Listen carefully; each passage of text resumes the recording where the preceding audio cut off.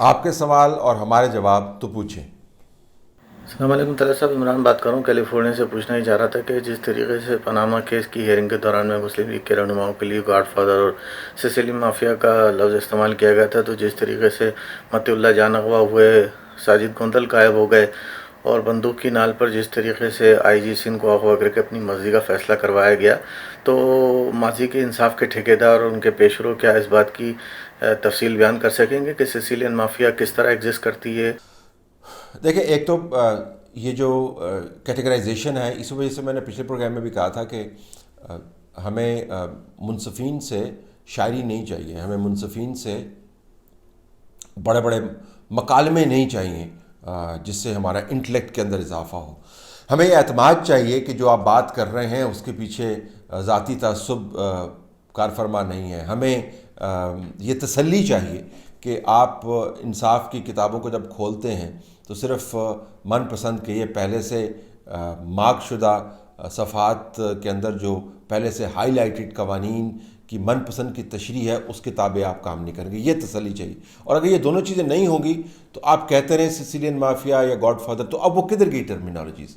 وہ کہیں پہ موجود نہیں ہے۔ پی ڈی ایم کے بننے کے بعد اور جس قسم کے وہ جلسے کر رہے ہیں، کیا ان کو گاڈ فادر کہنے کی وجہ سے ان جماعتوں کے ووٹ بینک کے اندر کمی آئی؟ بالکل نہیں آئی۔ آج الیکشن کروا کے دیکھ لیں، آپ کو پتہ چل جائے گا کس بھاؤ بکتا ہے۔ تو جن کو آپ کو غصہ تو نکلتا ہے، جن لوگوں کو آپ کہتے ہیں، آپ اپنے تعصب کا اظہار بھی کرتے ہیں، لیکن جو آپ یہ الفاظ استعمال کیے جاتے ہیں، یہ تہمتیں جو ہیں آپ کا اپنا قد کاٹ چھوٹا کرتی جاتی ہیں۔ اور پھر گراؤنڈ ریالٹی جس طرح آپ نے بتایا، میرے خیال میں دونوں کو مکس نہیں کرنا چاہیے۔ ہمارا ایک جینوئن پرابلم ہے، ہمیں اس کو ماننا ہوگا کہ یہ جو پکڑ دھکڑ اور دھونس اور ٹھڈے مار کے کام کروانے کی جو عادت ہے، یہ کب تک ہم اس کو کرتے رہیں گے؟ اور اصرار کرنا کہ یہ بڑی مؤثر پالیسی ہے، حماقت کی آخری حد ہے۔ یا تو ایسی پالیسی ہے جس کے ذریعے آپ واقعتاً جو ہے وہ ظلم کے ذریعے اطاعت کو پروموٹ کر رہے ہو نا اپنی، اب وہ بھی نہیں ہو رہا۔ اگر وہ نہیں ہو رہا اور آپ کی پالیسی بھی تبدیل نہیں ہو رہی، تو کہیں نہ کہیں بیٹھ کے سوچنا تو ہوگا نا کہ یہ پکڑ دھگڑ کی وجہ سے جو ریسیونگ اینڈ کے اوپر ادارے آ رہے ہیں، ان کی ریپوٹیشن کو کتنا بڑا دھبا لگ رہا ہے۔ اور لوگ اس قسم کے سوال جب پوچھتے ہیں تو یہ مجھے حیرانی ہے کہ کہتے ہیں کہ فیڈ بیک لوپ ہمارا بڑا زبردست ہے۔ یہ بڑے جو تجزیے جب کرتے ہیں نا، بڑی زبردست اصطلاحات استعمال کرتے ہیں۔ فیڈ بیک لوپ ہم نے کریٹ کیا ہوا ہے جی۔ ہم نے دیکھنا ہے کہ جب ہم پیغام بھیجتے ہیں تو بیچ میں ڈسٹارشن کتنی آتی ہے، اس ڈسٹارشن کو ہم نے ایڈریس کس طرح کرنا ہے، ہم نے ایک بیانیہ بنانا ہے، ایک نیریٹو بنانا ہے۔ تمام بڑی سوفسٹیکیٹڈ باتیں کرتے ہیں، لیکن بنیادی بات سمجھ نہیں آتی کہ جو آپ نے اس قسم کا ماحول بنایا ہوا ہے جس کے اندر ہر کوئی، جو بندہ یہاں سے گم ہوتا ہے وہ کہتے ہیں یہ اٹھا کے لے گئے۔ یہ کیوں ایسا امیج بن گیا بھائی؟ اس کا پروپیگنڈے سے کوئی تعلق نہیں ہے، ایک تاریخ ہے جس کو مرتب کیا گیا ہے۔ تو سسیلین مافیا والا اپنی جگہ پر، لیکن ہمارا we have a genuine problem کہ ہمیں اس کو ایڈریس کرنے کی ضرورت ہے۔ صحافیوں کو اٹھا لیا، بزنس مین کو اٹھا لیا یا غائب ہو گئے، آئی جی کا معاملہ اپنی جگہ پر موجود ہے۔ یہ کس قسم کا امیج ہم کریٹ کرنا چاہتے ہیں؟ کیا تاریخ ہم رقم کر رہے ہیں؟ یہ بڑا سنجیدہ معاملہ ہے۔ بھائی وہ آج کل عمران خان صاحب کو جزیروں پر قبضہ کرنے کا بڑا شوق چڑھا ہے۔ وہ سندھ کے جزیروں پہ قبضہ کرنا چاہتے ہیں۔ جب کچھ نہیں میں پڑا، انہوں نے آرڈننس جاری کر کے سندھ کے جزیروں پہ قبضہ کرنے کی کوشش کی۔ بھائی عمران خان سے عرض ہے کہ فلپائنس کے پاس 7,000 جزیرے ہیں، ان میں سے 1-2 درجن پاکستان کے نقشے میں شامل کر لو۔ جی، یہ بھی جزیروں والا بھی جو معاملہ ہے نا، وہ میرے خیال میں ایک پالیسی کی حماقت ہے۔ میں بھی دیکھ رہا تھا، زلفی بخاری نے ایک ٹویٹ کیا۔ ایک تو کمال ہے کہ گئے چترال، اور چترال جانے کے جو اپنا وزٹ ہے اس کی تمام تر جو انٹیمیشن ہے وہ گلگت بلتستان کی حکومت کو کی ہوئی ہے۔ تو اس کے اوپر ظاہر ہے پھر لوگ ایک پوچھتے ہیں جی آپ کو پتہ نہیں ہے چترال جو ہے وہ کے پی کا حصہ ہے، وہ آپ گلگت بلتستان والی بیوروکریسی کو اپنے پروٹوکال کے لیے کیوں بلا رہے ہیں، انٹیمیٹ کر رہے ہیں جو آپ جا چترال رہے ہیں؟ تو اس کا انہوں نے جواب نہیں دیا۔ انہوں نے کہا جی کہ میں وہاں پہ ایک ہوٹل کھولنے کے لیے گیا تھا جس خطے کا جو ہے وہ رخ تبدیل ہو جائے گا، اور ہزاروں لوگوں کو وہاں پہ نوکریاں ملیں گی، اور جس کسی نے یہ بات کی اسے صبح ناشتہ نہیں کیا۔ اچھا ہوتا نہیں ناشتہ کیا ہی نہیں کیا، لیکن شاید زلفی بخاری کو پتہ ہونا چاہیے کہ خالی پیٹ لوگ بہتر سوچ سکتے ہیں۔ یہ جو ہے وہ پروون فیکٹ ہے کہ جو ایمٹی اسٹمک کے اوپر you can think much better. تو ظاہر ہے انہوں نے شاید بہت زیادہ کھایا ہوگا جس وجہ سے ان کو پتہ نہیں چلا کہ چترال جو ہے وہ کے پی کا حصہ. تو ان سے بھی شاید گزارش ہے کہ وہ کم کھایا کریں, بسا اوقات ناشتے کے بغیر بھی گزارا کیا کریں, لیکن چونکہ وہ عادت اتنی ہے ان کو کھانے کی تو اس کے بغیر وہ رہ نہیں سکتے. تو یہ جملہ کہ اس نے ناشتہ نہیں کیا ہوگا ایڈریس نہیں کرتا مین ایشو کو. یہ بیوقوفی کی انتہا ہے کہ جب آپ سمجھتے ہیں کہ ایک پروجیکٹ کے ذریعے آپ ملک کی قسمت بدل سکتے ہیں, چاہے وہ چترال کا ہوٹل ہو, چاہے وہ سندھ کے جزیرے ہوں. تو یہ شوق ہے کہ جی ہم نے ایک پروجیکٹ کرنا ہے اور اس کے بعد ملک کی تاریخ بدل دینی ہے, یہ مکمل طور پہ تاریخ کے منافی یہ تجزیہ ہے. لیکن چونکہ وقت نہیں ہوتا آپ کے پاس, آپ اپنے آپ کو مشہور کرنے میں اتنے مصروف ہوتے ہیں کہ آپ پڑھنے لکھنے سے ذرا صرف نظر ہی کرتے ہیں, تو آپ تاریخ پڑھتے نہیں ہیں. تاریخ میں کبھی کسی ملک نے ایک جزیرے کے اندر انویسٹمنٹ لا کے اپنی قسمت تبدیل نہیں کی, یا ایک ہوٹل بنا کے تبدیل نہیں کی. تو آپ نے جو بات کی اس کی کاٹ میں سمجھ گیا ہوں, لیکن یقین مانیے یہ کوئی سازش نہیں ہے, یہ حماقت ہے جو آپ کو ہر جگہ پہ نظر آتی. السلام علیکم جی, میرا آپ سے یہ سوال ہے. میں نے آپ کی ابھی ٹویٹ پڑھی ہے کہ نواز شریف کے پارٹی کے چند ممبران جو شدت ہے نواز شریف کے بیانیے کی یہ کم کرنے کی کوشش کر رہے ہیں, کیونکہ شہباز شریف سے رابطہ کیا جا رہا ہے کہ نواز شریف کو کوئی نام نہ لے. حاضر افسران کے جو بیٹھے ہوئے ہیں ہمارے سروں پہ ان کے نام نہ لیں. تو میں یہ آپ کو کہنا چاہتی ہوں کہ آپ اس طرح کی خبریں نہ ہمیں دیا کریں کہ فلانا اس سے مل رہے نام نہ لیں, یہ وہ. آپ تو اسے پی ٹی آئی کے پروپیگنڈے کو اور تھوڑا بڑھا رہے ہیں. اور نواز شریف, ویسے میں آپ کے تھرو یہ پیغام پہنچانا چاہتی ہوں کہ نواز شریف کیوں نہ نام لے. نواز شریف نام اس لیے لے رہے ہیں کیونکہ وہ نام ہم سننا چاہتے ہیں, اور ہم اس کی تقریر سنتے ہی اس لیے کیونکہ وہ نام لیتا ہے وہ جن کے حق پہ انہوں نے ڈاکہ ڈالا ہے. دیکھیں میرے پاس جو معلومات ہیں اس کو میں نے کس طرح کنوے کرنا ہے, یہ ایک پروفیشنل ججمنٹ ہے, وہ میں کنوے کرتا رہوں گا.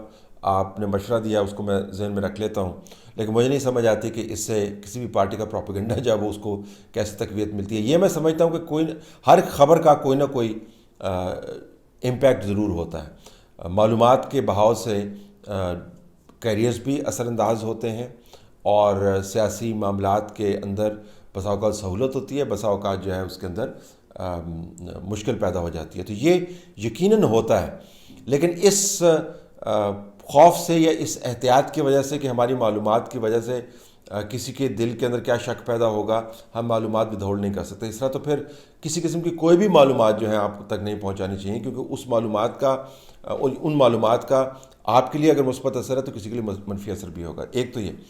دوسرا یہ کہ آپ نے کہا کہ نواز شریف کو نام لینا چاہیے, تو بالکل ٹھیک ہے, آپ نے پیغام ان تک پہنچا دیا, وہ نام لیں. اگر آپ مجھ سے تجزیاتی طور پہ پوچھیں تو میرے خیال میں یہ پولیٹیکل اسٹریٹجی جو ہے نا, یہ ایک سنجیدہ معاملہ ہے. اس کے اندر جذباتیت کے عنصر کو انٹیکٹ رکھتے ہوئے آپ کو کچھ پلاننگ کرنی پڑتی ہے. تو اگر آپ نے 2 مرتبہ نام لے لیا تو تیسری مرتبہ نام لیں گے تو اس کا میرے تجزیے میں کوئی بہت زیادہ امپیکٹ آپ جنریٹ نہیں کر پائے. جو آپ نے امپیکٹ میکسیمم جنریٹ کرنا تھا وہ آپ نے جنریٹ کر دیا. اب تیسری مرتبہ جو آپ نام لیں گے تو وہ لا آف ڈیمینشنگ ریٹرنز جو ہیں, یعنی بتدریج کم ہوتا ہوا فائدہ جو ہے وہ اس قانون کے تابع آ جائے گا. تو آپ کوئی سوچنا ہوگا کہ بار بار دہرانے سے آیا آپ پولیٹیکلی گین کر رہے ہیں یا لوز کر رہے ہیں. لیکن جس وجہ سے انہوں نے ان کو کنوے کیا وہ یہ وجہ نہیں تھی جو میں آپ کو تجزیہ دے رہا ہوں. وہ تو سیدھا سیدھا تھا جی کہ نام ہی نہ لیں, لیکن اس کے باوجود انہوں نے نام لیا. تو میرے خیال میں آپ نے ان تک پیغام پہنچا دیا, آپ کی رائے بھی ان تک پہنچ گئی ہوگی نام لینے کے بارے میں. لیکن پولیٹیکل اسٹریٹجی جو ہے وہ انہیں خود بنانی ہے. جب آپ کے کہے بغیر انہوں نے نام لے لیا تھا, اور آپ کے کہنے پر اگر انہوں نے نام نہیں لینا تو وہ لیں گے نہیں. یہ پولیٹیکل اسٹریٹجی کا حصہ ہے. میرا اپنا خیال ہے کہ بہت زیادہ ریپیٹ کرنا جو ہے کسی بھی معاملے کے اوپر, انلیس کہ آپ نے ایک تہیہ کیا ہوا کہ اس کو نیشنل نیریٹو کا حصہ بنانا ہے, لیکن اس کا پھر سائیڈ ایفیکٹ بھی ہوگا, وہ ذہن میں رکھنا چاہیے. सिटिंग जस्टिस जो काजी ईसा है, उनके साथ जो है उनकी फैमिली के साथ जो हुआ, उनको अदालतों में घसीटा गया, उनकी जो मिसेज है उनको जो है उनके जो जायदाद के जो उनको जो है उनके पेरेंट्स से मिली थी, उसको सबको जो है उनको प्रूफ्स उनको देने पड़े। क्या जनरल सलीम बाजवा पे ये चीज़ें ये जो लॉज है वो अप्लाई नहीं होते हैं? क्या इनसे ये बरी है? वो जो है जो इंटरनेशनली उनके 99 कंपनीज कहते हैं और पापा जॉन्स और ये सारी चीज़ें, और वो कहते हैं कि जी $70,000 उनके पास है, उसके इवज़ उनको $75 मिलियन मिले। वेल ठीक है, मेरे हस्बैंड जो है वो सिटीज़न है माशाल्लाह। अच्छा, उनके बैंक में मेरे ख्याल से 70,000 से तो ज़्यादा ही होंगे कम अज़ कम जो है। हमें ऐसे लोन्स नहीं मिलते हैं, तो ये जो है कैसे इनको ये सारे लोन्स मिलते हैं? क्यों इमरान खान इनको जो है नहीं पकड़ते? अगर ये इतना ही जो है इमरान खान साहब जो है वो इतने ही फेयर है, इतने ही ऑनेस्ट है और इतने ही मुल्क के साथ जो है वो सिंसियर है तो। जी, पिछले पूछे के अंदर भी मैंने इसका जवाब दिया, और मैं आपको बता नहीं सकता कितने सवाल आते हैं काजी फायद ईसा के बारे में, और वैसे भी आप कितने सवाल भेजते हैं। मैं आपको शुक्रिया अदा करना चाहता हूँ कि अब सैकड़ों की तादाद में सवाल आते हैं। अगरचे मैंने कुछ उसके ऊपर आपको एक वीडियो के ज़रिए दरख्वास्त भी करनी है कि उन सवालों के अंदर जो है वो अपने ज़ाती मामलात अगर आप वो ना मुझे भिजवाएं तो आपका भी वक्त बच जाएगा और मेरा भी वक्त बच जाएगा, मेरी टीम का भी।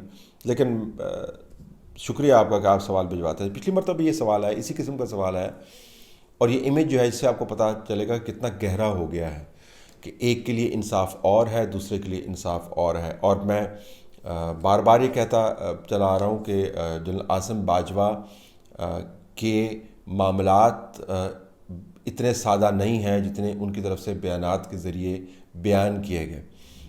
उनके दूसरे मामलात भी मुमकिन तौर पर सामने आ सकते हैं।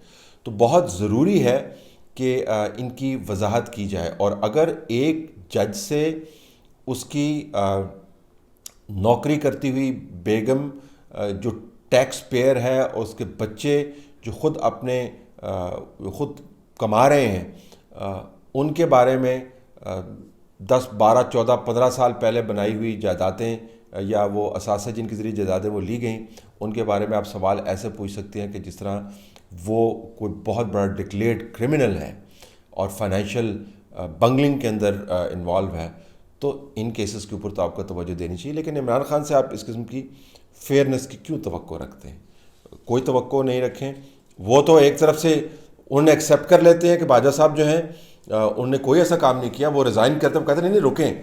फिर बाजा साहब कहते हैं जी मैंने रिज़ाइन करना था, कहते हैं चले ठीक जाएँ, चले जाएँ आप नहीं रुकना तो ना रुकें। तो पहले जिस मयार पर उन्होंने जनरल बाजवा को रोका था, उनका इस्तीफ़ा एक्सेप्ट नहीं किया था, उसी मयार को फिर 1.5-2 महीने के बाद तब्दील क्यों कर दिया? तो उनसे आप तवक्को ना रखें कि वो बहुत फेयर तरीके से काम करेंगे। तलत भाई सुहेल बात कर रहा हूँ मैं लाहौर से। सर मियां नवाज शरीफ साहब तो एक नैरेटिव लेके चल रहे हैं, और बेसिकली उनका नैरेटिव को पजीराई भी मिल रही है और लोग ये समझ रहे हैं, मैं ज़ाती तौर पे मैं समझ रहा हूँ कि ज़ाहिरी बात है, हम ये तो वही है कि जैसे हम 1957 की जंग आज़ादी थी, ये एक बार फिर हम जंग आज़ादी 1947 में लड़ी और अब एक बार फिर हमें उसकी ज़रूरत पड़ गई। तो मीडिया का तो बड़ा इसमें रोल होना चाहिए, लेकिन मैंने देखा कि कुछ चैनल जो हैं वो एकतरफा प्रोग्राम कर रहे हैं। क्या वो डरे हुए हैं या उनके ऊपर प्रेशर है या उनकी इमरान खान से कोई हमदर्दी है, उसकी क्या वजह है? और आप जैसे सहाफ़ी जो कि टेलीविज़न के ऊपर प्रोग्राम कर रहे थे, लेकिन इस तरह के और भी बहुत सारे लोग हैं मैं जिनको जानता हूँ, उनको यूट्यूब पे आना पड़ा। नजम सेठी साहब जैसे लोग नहीं बात कर पा रहे, आप को हटा दिया गया, आप नहीं बात कर पा रहे। तो इसके लिए कौन आवाज़ उठाएगा? नवाज शरीफ साहब तो बोल रहे हैं, लेकिन जब तक एक जर्नलिज़म एक्टिव नहीं होगी तो उस वक्त तक तो ज़ाहिरी बात है कि कामयाबी नहीं मिल सकती बेसिकली। देखिए, डरने मरने की तो बात नहीं है, और ये मीडिया का जो तस्वर है कि जो टीवी चैनल के ऊपर आता है वही मीडिया के ऊपर आता है, वो तस्वर बिल्कुल तब्दील हो गया है। ये ऐसे ही है समझना कि जैसे बहुत अरसा पहले नहीं, 10 12 14 سال پہلے یہ سوچا جاتا تھا کہ جس کے گھر میں ٹیلی فون نہیں لگا ہوا نا، وہ جو ڈائل کر کے آپ ٹیلی فون کرتے تھے، اگر آپ کے گھر میں ٹیلی فون نہیں ہے تو آپ فون نہیں کر سکتے. تو جب اسمارٹ فونز آ گئے، موبائل فونز آ گئے، تو آپ کو گھر کے اندر بیٹھ کے ٹیلی فون کال ریسیو کرنے کی زحمت نہیں کرنی پڑتی نا. اب وہ ٹیلی فون کا تصور ہی ختم ہو گیا، اور ایسا ختم ہوا کہ وہ ڈائل کرنے والا فون ہے وہ فارغ ہو گیا. تو یہ فون کرنے والی جو اہتمام ہوا کرتا تھا وہ مکمل طور پر تبدیل ہو گیا. اسی طریقے سے جو میڈیا ہے وہ بھی اتنی ہی بڑی ٹرانسفارمیشن میں سے گزر رہا ہے. یہ سوچتے ہیں کہ جو ٹی وی چینل پہ بات نہیں کر سکتے وہ بات نہیں کر سکتے، تو ٹی وی چینلز کا بھی وہی حال ہے جو ڈائل کرنے والے فون کا ہے. گھر پہ پڑا ہوا ہے، اس کا گھر پہ بیٹھے ہوئے ہیں تو دیکھ لیں گے.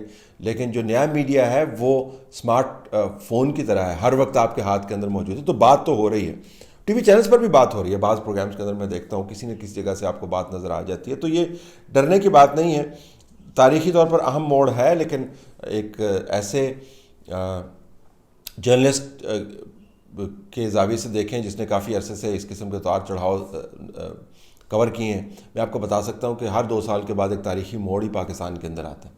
تو یہ اہم موڑ ہے، میں اس کی اہمیت سے انکار نہیں کر رہا، لیکن یہ سمجھنا کہ میک اور بریک ہے اور پتہ نہیں اس کے بعد کیا ہو جائے گا، یہ بھی شاید درست نہیں ہوگا.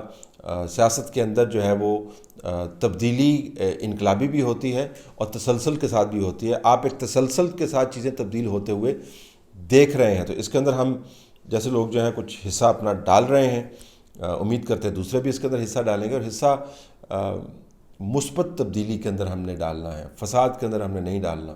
ہم چاہتے ہیں ملک کے اندر آئین کی حکمرانی ہو، ہم چاہتے ہیں کہ سب قانون کے تابع کام کریں، ہم چاہتے ہیں کہ احتساب کے نام کے اوپر پرسیکیوشن نہیں ہو، ہم چاہتے ہیں کہ ذاتی پریفرنسز کو قومی مفاد کے ساتھ نہ جوڑا جائے. یہ اس طرح کی بہت ساری چھوٹی چھوٹی خواہشات ہیں جو دنیا کے دوسرے ممالک کے شہریوں کی پوری ہو چکی ہیں. ہم چاہتے ہیں کہ ہم بھی ویسے ہی شہری بن جائیں اور ہمیں روزانہ منہ سرخ نہ کرنا پڑے شرمندگی سے کہ جی ہمارے ملک کے اندر کیا ہو رہا ہے. ٹھیک ہے، بہت بڑی ڈیمانڈ نہیں ہے، تو اس قسم کی تبدیلی چاہتے ہیں. باقی جو بڑی ناانصافیاں ہیں جن کا تعلق فری مارکیٹ سے ہے یا دولت کی غلط تقسیم سے ہے، وہ پھر وقت کے اندر تبدیل ہو جائیں گی. لیکن یہ جو کام ہم کر سکتے ہیں اس کے اندر تو حصہ ڈالیں، تو حصہ ڈال رہے ہیں.